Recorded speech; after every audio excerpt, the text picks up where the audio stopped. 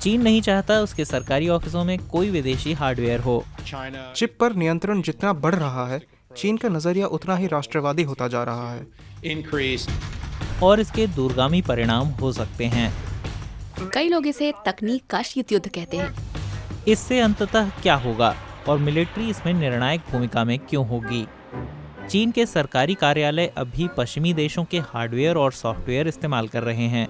इन्हें चीनी उत्पादों से बदलने को प्राथमिकता बनाया गया है, लेकिन क्यों?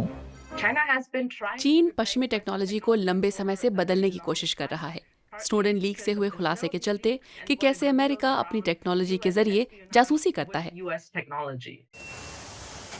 लेकिन क्या ये तकनीकी तौर पर संभव है?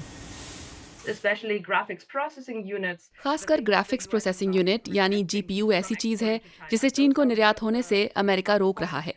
ये अहम मुद्दे हैं जिनमें अब भी समस्या दिखती है, और साथ ही चीनी कंपनियां चीनी उत्पादों को चुन सकती हैं, भले ही वे विदेशी उत्पादों जितने अच्छे ना हों। अगर वो काम करने लायक हैं तो काफी हैं।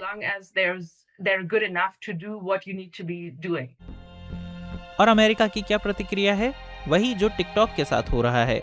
अमेरिकी सरकार मांग कर रही है कि इसे अमेरिकी कंपनियों को बेचा जाए, वरना वो इसे अमेरिकी ऐप स्टोर से बैन करने की धमकी दे रहे हैं।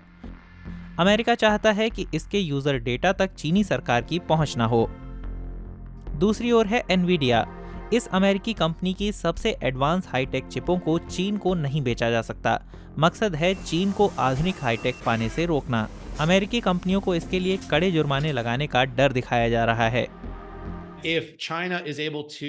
अगर चीन थोड़े से परसेंटेज पॉइंट्स के बराबर भी अमेरिका के सेमीकंडक्टर का विकास और निर्माण चीन में ले आता है, तो ये अमेरिका स्थित कंपनियों के लिए अरबों डॉलर के रेवेन्यू के बराबर होगा। कोई कंपनी लुभावने चीनी मार्केट से बाहर नहीं रहना चाहती।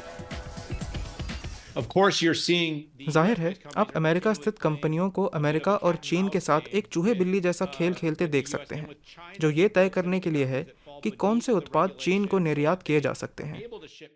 कहने का मतलब ये है कि ज़्यादा से ज़्यादा दबाव के चलते इसके मानक लगातार बदल रहे हैं। चीन टेक्नोलॉजी में तेजी से बराबरी करने के लिए कोशिश कर रहा है।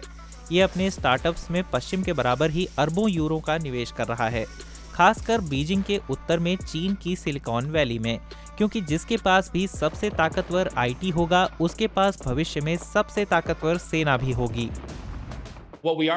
हम देख रहे हैं कि चीन तरक्की कर रहा है। हम जानते हैं कि वो असीमित निवेश करना चाहते हैं, क्योंकि ये सिर्फ थोड़े बहुत भू राजनीतिक तनाव के चलते नहीं है। ये टेक्नोलॉजी और एआई के मामले में वैश्विक आर्थिक नेतृत्व के बारे में है, और एआई एक ऐसा अहम मोर्चा होने वाला है जिसमें अर्थव्यवस्थाएं अगले 2 से 3 दशकों में सबसे ताकतवर होने के लिए लड़ेंगी। चीन अब भी पीछे है, लेकिन अगर ये एआई के क्षेत्र में अहम भूमिका निभाना चाहता है तो उसके लिए विदेश में अपने आईटी प्रोडक्ट और एप्लीकेशन बेचना भी संभव होना चाहिए। मैं पूरी तरह सहमत हूँ। हम 2 इकोसिस्टम की ओर जा रहे हैं, और सवाल ये है, अगर चीन के आकार को देखें तो उसकी बड़ी स्केल की इकोनॉमिक्स से इतर भी क्या वो अपने स्टैंडर्ड और अपने सिस्टम सीमा पार थोप सकता है? और मैं सोचती हूँ कि ये बड़ी लड़ाई है। चीन बनाम अमेरिका। जानकार मानते हैं कि चीन को टेक्नोलॉजी के मामले में अमेरिका के बराबर आने में अभी कई साल लगेंगे।